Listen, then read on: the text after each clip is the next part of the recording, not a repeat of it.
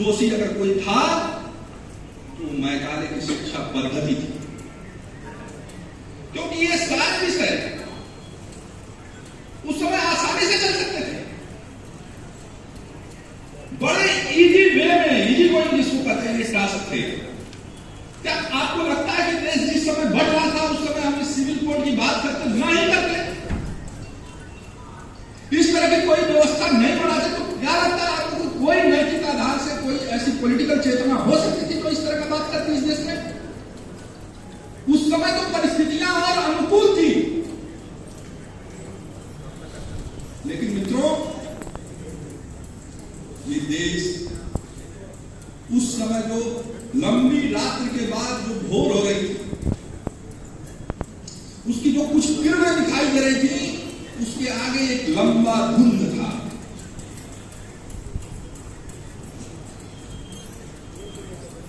उस धुंध को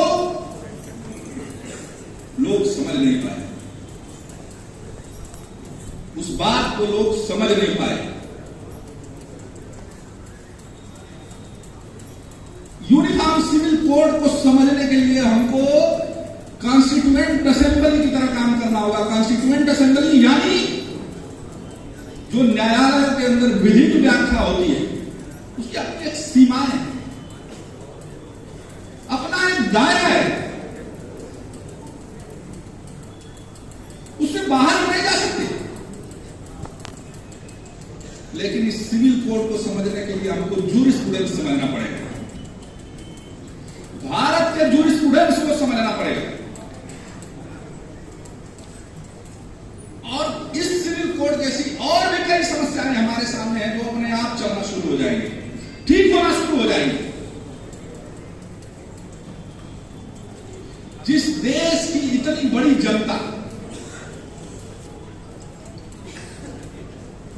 इतने बड़ी व्यवस्था के साथ काम करती थी, जिसका कि उसके साथ एक लगाव था, एक प्रतिबद्धता थी, एक सहज स्वाभाविक रूप से इस देश के लोग उस व्यवस्था से चलने के आदी थे, आत्मसात किए हुए थे। पुरुषार्थ चातुष्ट की जो परिकल्पना, अर्थ धर्म काम मोक्ष, इसको कभी इस देश ने, आजाद भारत में समझने की कोशिश किया क्या? एक जो गए 300 सालों का था, उसके पीछे जो चीजें चल रही थी या उस समय में कई चीजें चलती रही, उसको हम वर्तमान संविधान के अंदर समझने की कोशिश की क्या?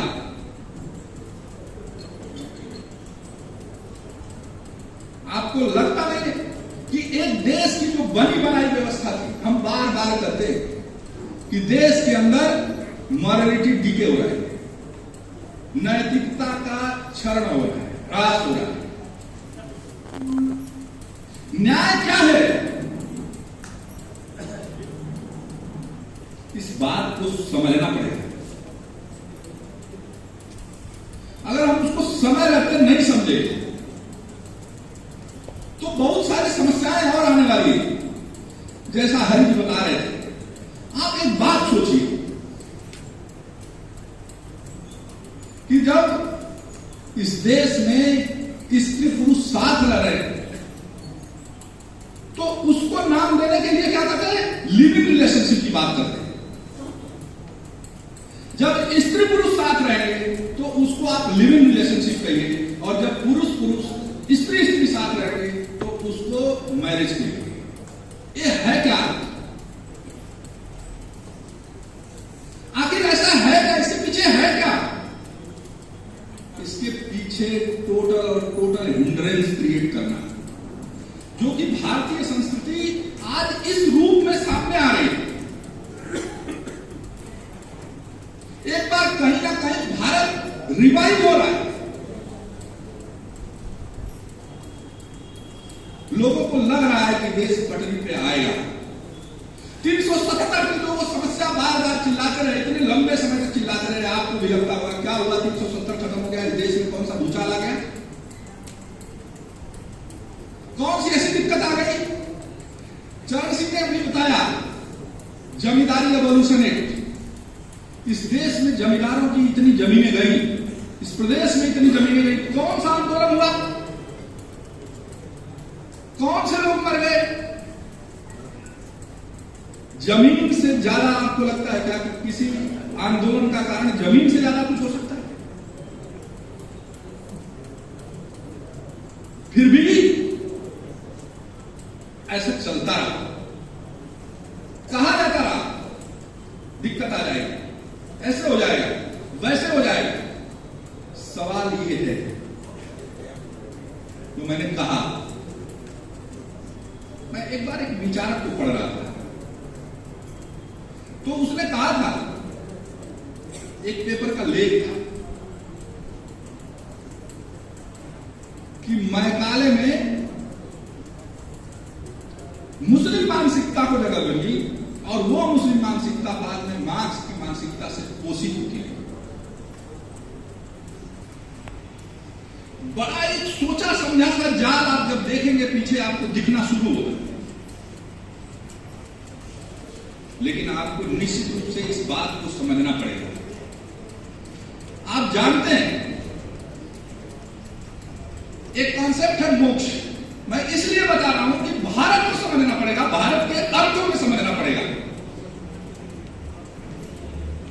मोक्ष यानी लोग मरने से लेते हैं, मोक्ष यानी मरना। साहब मोक्ष मरना नहीं है, मोक्ष यानी ज्ञान की प्राप्ति। जैसे अभी सुपर पार्टिकल खोजा गया ना, उसी तरह का ज्ञान का एक स्तर, उसको अगर ठीक से समझना है तो हम इस तरह समझ सकते हैं। जैसे आप बचपन में पढ़ते थे तो मैथ कितनी कठिन लगती थी, लेकिन जब हम अधिवक्ता हो गए, हमने ला समझना शुरू किया। अब जरा आपको जो मैथ बड़ी टफ लगती थी, अब जब हम पढ़ते तो पढ़ा लेते। कोई भी व्यक्ति जब ज्ञान के एक स्तर को प्राप्त कर लेता है तो बाकी सारे अनुशासन को समझने लगता है। इसलिए मोक्ष यानी ज्ञान की प्राप्ति, सुपर नॉलेज, इस दुनिया के तत्व को समझना। और जब तक आप उस तत्व को नहीं समझेंगे तब तक आप पूर्ण स्वतंत्रता नहीं प्राप्त कर सकते। स्वतंत्रता केवल बाहर का विषय नहीं थी भारत के लिए, भारत के लिए स्वतंत्रता आंतरिक विषय है। अभी दुनिया में जो तमाम विकास हो रहे हैं, पहले इंटेलिजेंस का कैसे नापते थे? आईक्यू की बात करते थे, आईक्यू की बात करते थे, फिर ईक्यू, इमोशनल क्वोशेंट की बात करने लगे, और फिर अभी सबसे बड़ा पैमाना क्या है? अभी एसक्यू की बात करते हैं, स्पिरिचुअल क्वोशेंट की बात करते हैं। यानी किसी व्यक्ति के बारे में अगर आपको आकलन करना है, उसके बारे में समझना है, तो आपको एसक्यू की तरफ जाना पड़ेगा, उसकी आंतरिक गहराई की तरफ जाना पड़ेगा, उसकी आंतरिक सुंदरता की तरफ जाना पड़ेगा। आप जानते हैं ये जो सेकुलर शब्द है ना, ये सेकुलर शब्द आया कहां? पश्चिम के देशों में पहले आया। और क्यों आया? जब पश्चिम का वो फिलॉसफी, वो चिंतन आप पढ़ते हैं, जब स्टेट की थियरी वहां बात हुई, उसके पहले उसको डार्क युग कहते हैं। उस समय चर्च बहुत मजबूत हो गया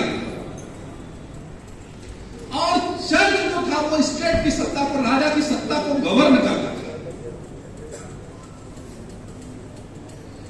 उस सत्ता को, चर्च को स्टेट से अलग करने के लिए सेकुलर शब्द आया, धर्मनिरपेक्ष शब्द आया, जिसको हमने एडॉप्ट कर लिया। आप इस देश के अंदर हमने किसी पंथ के आधार पे कभी कोई राज्य चलाया है क्या?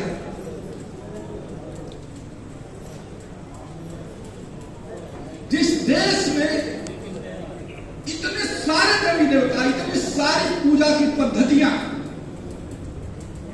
ऐसा कहा जाता है कि 36 करोड़ देवी देवता।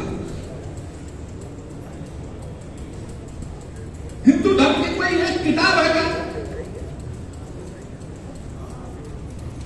आपको लगता है क्या कोई एक पीर है, क्या कोई एक पैगंबर है क्या? ऐसा नहीं है। हम सारे मतों को मानने वाले लोग हैं।